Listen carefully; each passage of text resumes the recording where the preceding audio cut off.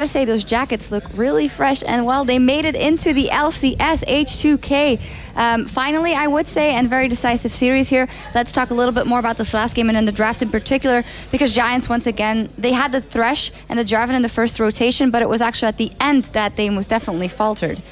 Yeah, I don't know about picking Twisted Fate into RA Elite Sin. That just literally like going into the game like, well, you know what? I actually feel like going 0-10 this game. I think that'd be a good strategy for a team. I could see how many times I can die this game. Yeah, basically it was an all or nothing scenario for Giants and Pepinero here. They really used that TF together with the Jarvan to get CC chains going, Ghost up, gold card, Jarvan combo, Ghost is still running, chase him for another gold card. But ironically, because Federico stopped the greedy jungle from Lulex, he missed his timing gank in mid lane where he just originally goes for like the level 2 or the level 3 gank just to screw up that mid lane for Febiven. And after that, it was warded. They constantly knew where Jarvan was, and looks, he has no problems coming back into the game. He's done it before.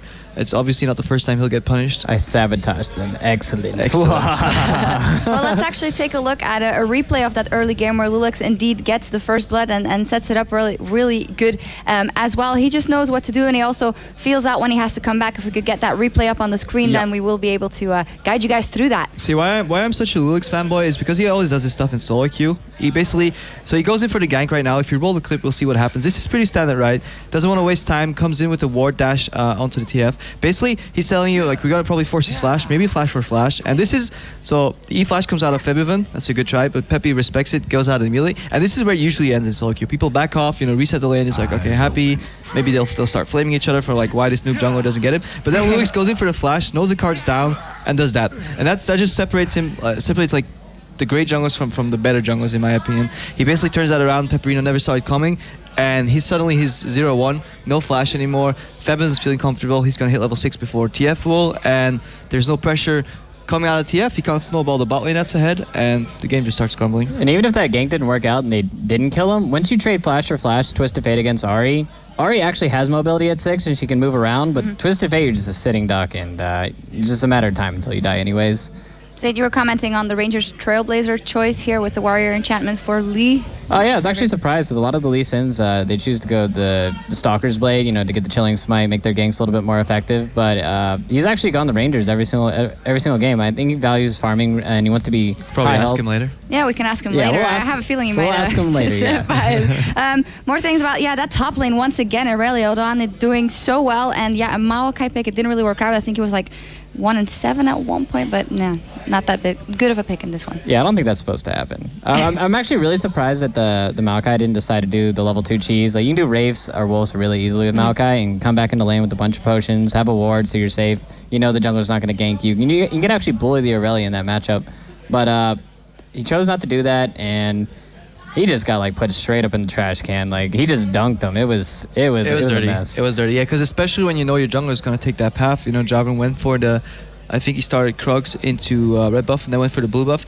Randomly got help. That's what I didn't understand there. Yeah, you want to speed up that jungle path for Jarvan, but if a TF moves quickly just to land one card on that blue buff, if you guys all recall, it was like level 3 or level 2, and it felt pretty random, and it kind of gave it away that Jarvan was on the right side of the map already, and I think it kind of prepared Lulex as well. Maybe you can ask him later. I hear he's coming our way pretty soon. But yeah, definitely Giants, good idea, but I think they telegraphed it a little bit too much, and then they couldn't rely on their signature playstyle, which is getting Febiven ahead with that early level 3 gank. Pepinero. Oh yeah, Pepinero. Yeah, well, good that you mentioned it, because they do of course have another chance to make it into the LCS tomorrow. It's a rematch. They 3-0'd Reason here already. But this, as we said before, this match, if you lose it, you still have one to go. But the pressure is going to be so incredibly high. How easy it's going to be to replicate that from the side of Giants. I mean, they had to be confident going into it. They did 3-0 them, but yeah, this is when the like everything is on the line. It might be a completely different game, because before you're like, okay, like whatever, if we lose this, we can play tomorrow. Like, it's okay. I'd almost rather be Reason in this situation. Yeah, they got nothing to lose. Yeah, Giants looked pretty gutted after that game, especially this gave Reason a chance to look at what Giants not punishing either. You know, H2K is a better team than Reason, and that way, like, they got away with a lot of stuff they shouldn't, and maybe Reason will just start copying that. Yeah, we will see. But for now, we're joined here by Lulex, who is, of course, the jungler for H2K. Well, first off, congratulations, you guys did it. And how? Just 6 games in a row, you clearly won it. Tell me how much different you went into this tournament than H2K did in the ones before where it didn't necessarily work out. Well, first of all, we bootcamped at Fabian House for like 2 weeks before assignment. So with Proli as coach and Broken Shard as well, they helped us out a lot, and yeah, we got a lot of preparation for this. So we came in really confident, and it worked out well. Do you think you play different in solo queue than you do on LAN? Less crazy stuff? Of course, because they're supposed to have better vision control, so you can't like spam ganks as you can do in solo queue because they have better vision. But still, I try to keep the same style, heavy gank, and yeah. Still go for the flashy plays.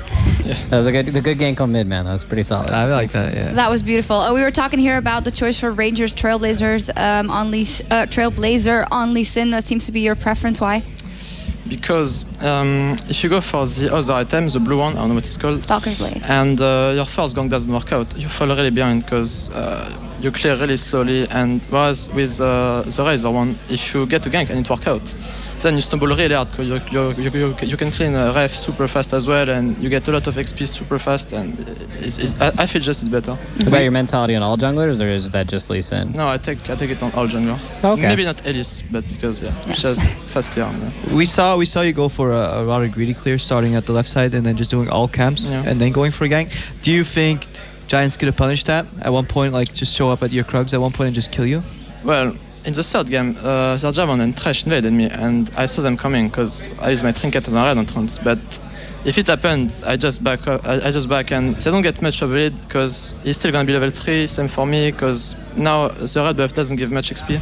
It's the same as before. So yes, it's greedy, but if it works out, I'm level 4 at 4 minutes. I can back, get my jungler item, a pink, a green, and I can snowball from there. Yeah. You guys saw when the TF walked to hit the blue, right? When the Jarvan was doing it. Did you guys see that and call that, or? I don't recall actually. No, okay.